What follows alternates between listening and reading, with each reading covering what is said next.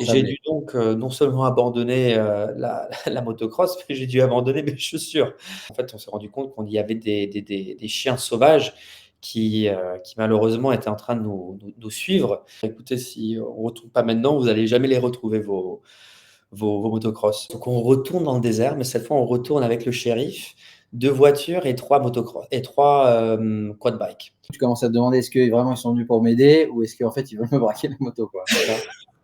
Exactement. Ils nous disent: «Écoutez, si vous voulez, vous devez nous donner tout ce que vous avez financièrement». Ce qu'ils ont fait, et ces mecs, c'était assez flippant, hein, ils nous ont braqués avec les mitraillettes.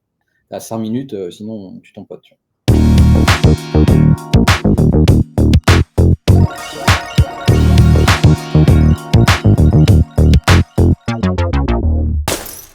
Bonjour à tous, bienvenue sur ce tout premier épisode live, Lucky Bastards, qui permet à tous les voyageurs de venir raconter et partager leurs histoires les plus folles, les plus drôles, les plus flippantes, les plus hot, les plus inhabituelles.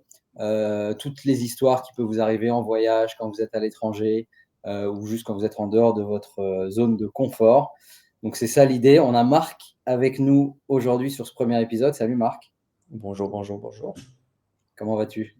Très bien, vendredi après-midi, je me sens très bien, mais j'ai le cerveau qui marche pas, donc j'espère que je vais réussir à communiquer certaines de mes expériences, de façon pertinente. Voilà. J'en suis sûr, j'en suis sûr. Bon, dis-nous un peu qui tu es pour commencer.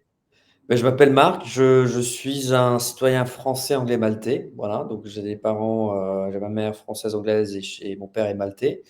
J'ai Ok, vécu, une bonne partie de ma vie en Italie. Ensuite, j'ai déménagé en Amérique du Sud, en Allemagne et maintenant je suis retourné à Londres où maintenant je travaille en tech et voilà et je fais de l'immobilier sur le côté. oh cool, cool. Donc tu parles plein de langues du coup? Je parle quelques langues, ouais, quelques langues, Ouais, européennes. Je parle français, anglais, maltais, bon, en fait, non, je parle pas vraiment le maltais, mais français, anglais, espagnol et italien. ok, cool. Allemand, non? Parce que tu as vécu à non? Ouais, j'ai vécu à Berlin, une célèbre il y a beaucoup d'histoires de Berlin qui m'ont J'imagine, été j'imagine. qui ont Je été connais un peu hésitants. Berlin, pour connaître un peu Berlin, j'imagine qu'il peut y avoir quelques histoires. Exact, non, c'est un bel endroit pour des belles histoires, mais non, malheureusement, j'ai pas eu la discipline d'apprendre, le Deutsch. Donc Ok, voilà, j'étais souvent, dans une boîte, ouais, jusqu'à 6 heures du matin, donc j'avais aucune bande passante pour faire quoi que ce soit éducatif. d'accord, je comprends. Je comprends. Et tu kiffes Londres, ça se passe bien? Oui, Londres, despite ce que tout le monde dit, moi j'adore Londres. C'est un endroit très multiculturel. Ensuite, je me sens à la maison, j'ai de la famille aussi qui a débarqué ici assez récemment, donc feels like home, comme ils disent. Cool, cool, cool, cool. Bon, très bien. Donc on sait pas, tu m'as très, très brièvement, présenter deux trois histoires qui t'amusent de partager, mais j'ai pas vraiment le contenu de l'ensemble. Donc, bah, je te laisse commencer. Qu'est-ce que tu aurais envie de partager avec nous aujourd'hui? Écoute, j'ai une histoire voilà, qui me saute à l'esprit, qui était en l'un de mes continents préférés, c'est l'Amérique du Sud. Donc, Ouais, je suis j'ai pas mal d'histoires en Colombie, en Mexique. Donc, je vais commencer avec une histoire de la Colombie. Donc voilà, donc ça, j'espère que ça, voilà, ça fera rire certaines personnes. eh ben, écoute, on t'écoute. Alors je pense que l'année c'était, 2018, donc ça fait déjà 6 ans et en fait, j'avais décidé d'aller voyager en Amérique du Sud tout seul Mmh. et donc je débarque en Colombie et plus spécifiquement à Santa Marta, qui est dans le nord de la Colombie Ouais, et je à un connais. certain point, voilà, j'ai décidé d'aller dans une forêt tropicale et si je me souviens bien, elle s'appelait, Palomino, si je me souviens bien, mais en fait, c'est une grosse forêt tropicale et en fait, j'ai rencontré un mec qui était lui aussi tout seul en train de voyager, en train de découvrir, cette partie du monde et il m'a dit que voilà, donc dans quelques jours, il allait, faire de la motocross, dans le désert pour ensuite franchir une étape qui à moi m'était très étrangère et donc sans aucune expérience en motocross, j'ai décidé bien évidemment de dire oui, puisque voilà, pourquoi pas C'est un voyage, tu dis oui à tout quand tu explores. Exactement, exactement, exactement. J'ai pas dit suffisamment oui dans le passé et tu te rends compte que quand tu dis oui à ces choses, c'est les histoires qui te restent dans la tête. Donc, ouais, c'est une Mmh. petite philosophie de vie à réexplorer. Mais écoute, ouais, donc en fait, on se re-rencontre 2 jours plus tard. Donc, on s'était rencontrés dans une forêt tropicale. Et 2 OK. jours plus tard, on se retrouve à Santa Marta, qui était l'endroit où on devait en fait, trouver, chercher nos motocross. Et donc on débarque et je pense dans les premières 5 minutes, je suis tombé 3 fois. Vraiment, 3 Mais ta fois. propre, vous aviez chacun votre propre moto, c'est ça? Ouais, on avait chacun nos propres motos, il y avait des vitesses. Bon, moi, je sais à peine conduire une voiture, let alone une motocross. Donc vraiment dans 5 minutes, je me suis éclaté la gueule 3 fois. Ensuite, j'ai plus ou moins compris un peu le mécanisme et ensuite donc on est parti et on fait plusieurs heures, et en fait, on arrive dans le désert et à un certain point, il commence à faire assez dark et en fait, on se rend compte que voilà, il était 8 heures du soir, mais on aurait dit qu'il était minuit. Et parce qu'en fait, là, le soleil, malheureusement, il couche il couche très tôt. Donc en fait, ce qui se passe, c'est qu'en fait, on se perd et on décide donc de prendre un raccourci et parce qu'on va de très, très, très, très loin, on voit une petite lumière et on pense que c'est le village que l'on voulait en fait franchir. Et ce qui se passe, c'est qu'en fait, on prend ce raccourci et avec les motocross dans ce désert, en fait, il y avait beaucoup de boue et de sable mouillé. On se retrouve, en fait, en train de couler dans un, je sais pas comment ça se dit en français, mais un quicksand. Donc, en fait, nos motocross, en fait, n'arrivent plus à bouger et commencent peu à peu, en fait, C'était quoi? à C'était du sable, mouvant, on dit, je crois? Le c'est du truc qui fait sable bondir? mouvant. Ensuite, tu vas dans l'histoire qu'en fait, elles disparaissent pas complètement, mais en fait, tu te retrouves en fait immobile et j'ai Ensablé. dû donc, non seulement abandonner, la motocross, mais j'ai dû abandonner mes chaussures. Donc, voilà, donc on est, 4-5-6 heures dans ce voyage de motocross au milieu de nulle part et donc Ouais. moi, l'histoire, on abandonne les motos et moi, j'abandonne aussi mes chaussures et donc on essaie de retrouver un chemin. Donc ça, je sais pas combien de temps ça nous a pris, mais après avoir essayé d'avoir sorti les motocross, on abandonne, on dit: «Écoute, c'est trop dangereux, il faut qu'on trouve quelqu'un pour nous ramener à quelque part de civilisé» et donc en fait, on commence à marcher et 1 heure plus tard, on commence à sentir, des aboiements. Donc en fait, ce qui se rend compte, c'est en fait, on s'est rendu compte qu'il y avait des chiens sauvages qui malheureusement étaient en train de nous suivre. Ensuite, avec un peu de chance, on a réussi voilà, à les évader en hurlant. Je me rappelle plus des mouvements que j'avais faits, mais j'imagine que si j'avais une caméra qui me reprenait, j'aurais été très embarrassé par les mouvements très ridicules que j'aurais fait. Mais bon, voilà l'histoire, on s'est pas fait mordre, mais bon, ça, c'était le premier épisode qui était assez marrant. Ensuite, finalement, Quand même des chiens sauvages comme ça. comment? Je dis ça fait flipper quand même les chiens sauvages comme ça en pleine nuit, dans un endroit que tu connais pas, Ouais, ouais. j'avoue c'est pas rassurant, Ouais, hein. Ouais. franchement, quand tu entends toutes ces histoires en quoi, tu peux te faire mordre et tu peux choper une je sais pas, rabies en anglais, c'est ouais, tu entends des histoires assez marrantes sur ça. Ouais, ouais, moi je suis allé, plusieurs fois à Dakhla au Maroc, faire du kitesurf. C'est un endroit où tu peux faire du kite, très cool. Mais apparemment il y a plein de chiens, tu vois, qui traînent et dont des chiens sauvages, je sais pas s'il faut les appeler chiens sauvages, mais ouais, tu as plein de chiens qui traînent. Et il y a une histoire comme quoi il y a une meuf qui était partie faire un footing et qui s'est fait bouffer par les chiens. Elle s'était un peu éloignée, je sais pas si c'est vrai, moi c'est pas quelqu'un que je connais et tout, mais c'est un truc que j'ai entendu là-bas. Comme quoi, faut pas trop s'éloigner parce que les chiens sauvages, ouais, ils sont sauvages, quoi. Bah, écoute, moi, je me suis pas fait bouffer, donc malheureusement, j'avais rien à bouffer, donc d'une partie, il y avait une Ouais, partie de moi qui en fait, non, si je me souviens, je pense qu'on avait dû avoir un demi-litre d'eau et quelques biscuits, donc on avait de la bouffe, mais en effet, de toute façon, les chiens sauvages, le problème, c'est que comme tout animal, s'ils mangent pas depuis quelques jours, la réalité, c'est qu'à un certain point, bah, oui. ils vont commencer à t'attaquer pour des raisons assez primales. Donc en fait, ce qui se passe, c'est que, voilà, on arrive à les effrayer, même si bon, on était plus effrayés qu'eux, vraisemblablement et je sais plus la timeline, mais je pense 1 heure encore après ça, on débarque sur cette rue, mais c'est pas une rue officielle, c'est dans le désert, c'est des traits dans le désert où tu as des voitures qui passent. Donc Ouais. à fur et à mesure que les camions ou les voitures, repassent sur ce Une trace, chemin, tu as une sorte de voilà, de ligne droite qui plus ou moins, pour être décrite comme une route.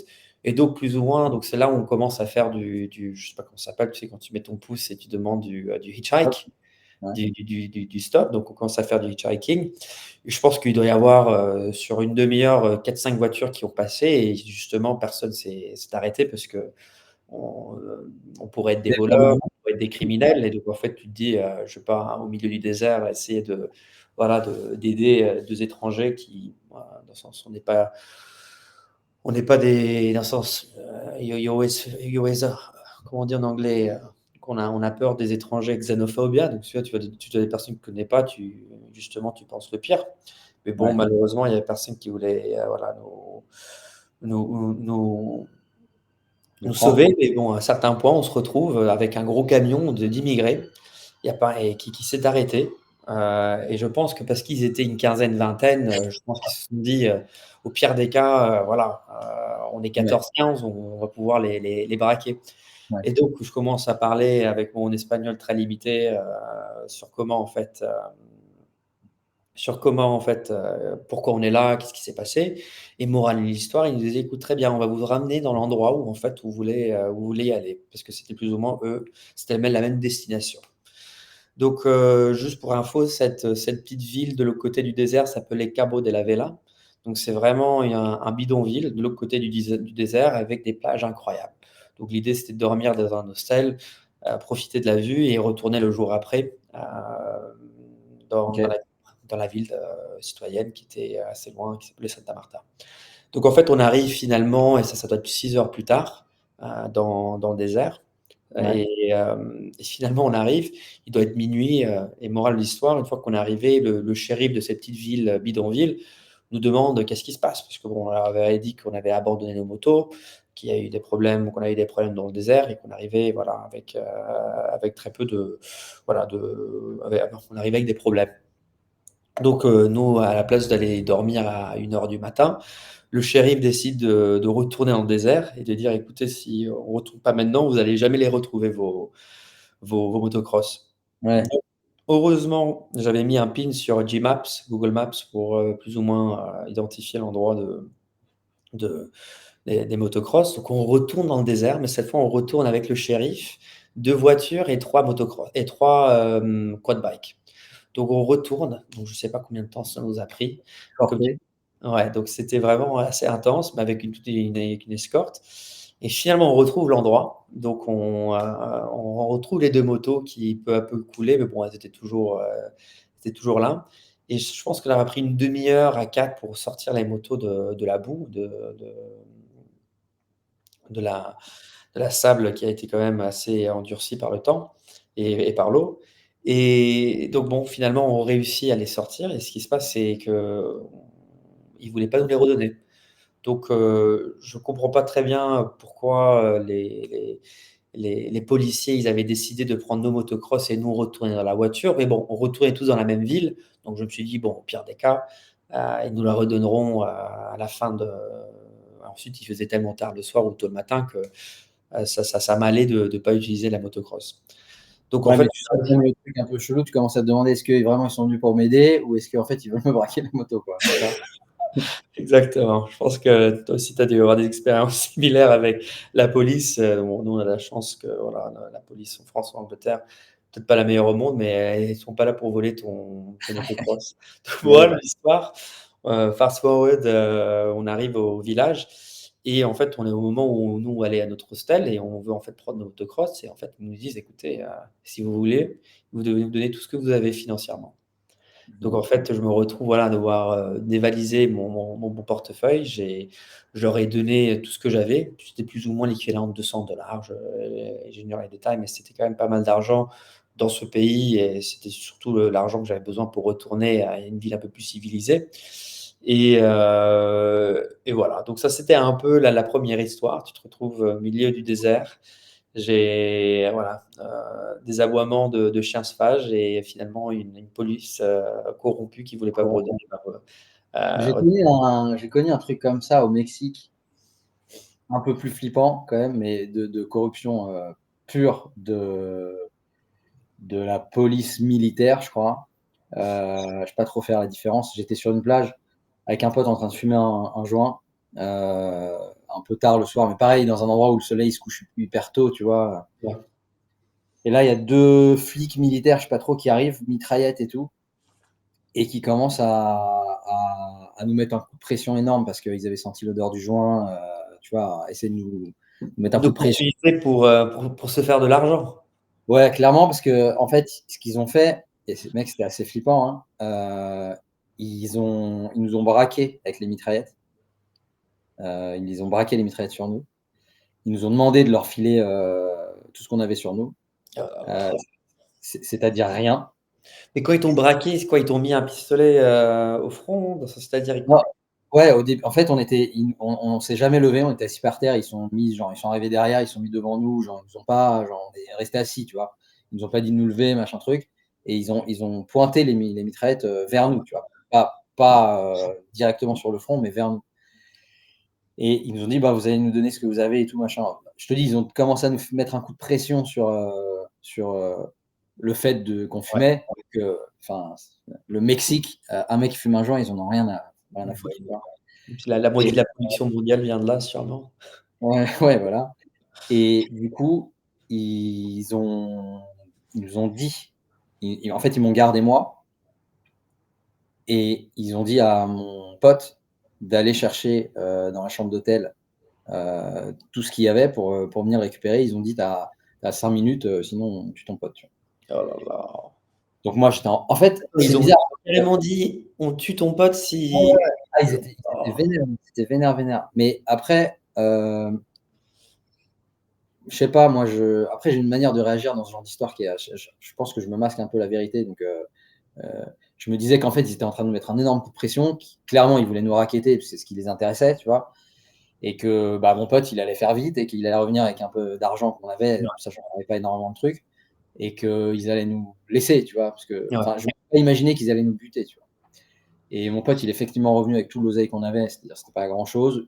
Une montre, qui était sa montre, il avait une montre, mais qui était une montre de merde en plus, qui valait rien, mais il a donné, et un appareil photo, je crois, il a donné ce qu'il avait, et ils sont barrés, ils nous ont dit que si on en parlait, notamment à la police, qu'ils nous retrouveraient et qu'ils nous butaient. Tu vois. Et ça, c'était sur une, il a pris son barré. Et ça, c'était sur une plage vers Mazunte, je crois, au Mexique, sur la côte sud.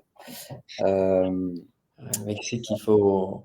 Je dis le nombre de personnes qui. Le nombre d'histoires entre le Mexique et le Brésil. J'ai vraiment l'impression que c'est. Bon, aussi la Colombie, mais le Mexique et le Brésil, j'ai vraiment l'impression que c'est deux pays où tu peux marcher dans la rue, tu peux te faire arrêter pour aucune raison.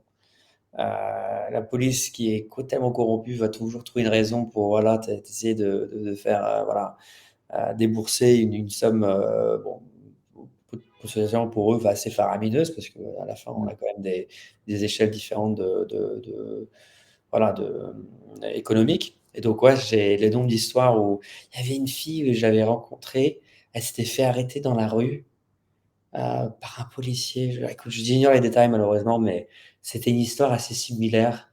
Ouais, mais elles viennent toutes du Mexique ou du Brésil. Mais ouais, c'est un délire. Là. Moi, j'ai fait 6 mois, j'ai vécu 6 mois au Mexique. Et ouais, il y a plusieurs histoires avec la police. Tu sais que là-bas, j'espère que je dis pas une connerie, mais ce qu'on m'avait dit, en tout cas sur le coup, quand j'étais là-bas, c'est que pour être flic, en gros, tu t'achètes ta licence de flic presque. Tu as peut-être un ou deux petits examens à passer, mais c'est vraiment, c'est Ouais. vraiment le métier bas d'être flic au Mexique. Tu vois. Donc les mecs, ils sont super mal payés. Ils vont chercher leur flingue une fois qu'ils ont acheté leur licence de flic, limite ils vont acheter leur flingue ou je sais pas exactement comment ça se passe. Et après, en fait, c'est la porte ouverte à la corruption parce que les mecs, ils ont un super bas salaire, ils ont toujours accès à des. De toute façon, si tu ne peux pas vivre sur ton salaire, c'est une raison en plus pour aller racketter des. S'il y a personne. Malheureusement. Non, mais de toute façon, ensuite, c'est sûr que, bon, je vais pas une généraliser, tu as sûrement un pourcentage des policiers qui ont des bonnes intentions, mais tu en as beaucoup qui, justement, ils veulent le badge pour ensuite Ouais, ouais, ouais. forcer la main et se faire de l'argent sur le côté ou faire voilà, vendre des drogues. En sens, à la fin, ça te permet de te protéger et développer un réseau illégal avec plus de sûreté. Donc, ouais, Ouais. je dis même Cape Town, dans le sens, il y a plusieurs pays qui me viennent à l'esprit là. J'ai une histoire qui, en fait, qui me vient à l'esprit là et c'est au Brésil. Hem, c'est peut-être pas avec des policiers, mais je sais pas pourquoi, mais c'est celle-ci j'ai cette histoire m'est venue à l'esprit. En fait, j'étais au Brésil, j'étais tout seul. Je venais d'avoir, passé, 6 mois en Argentine.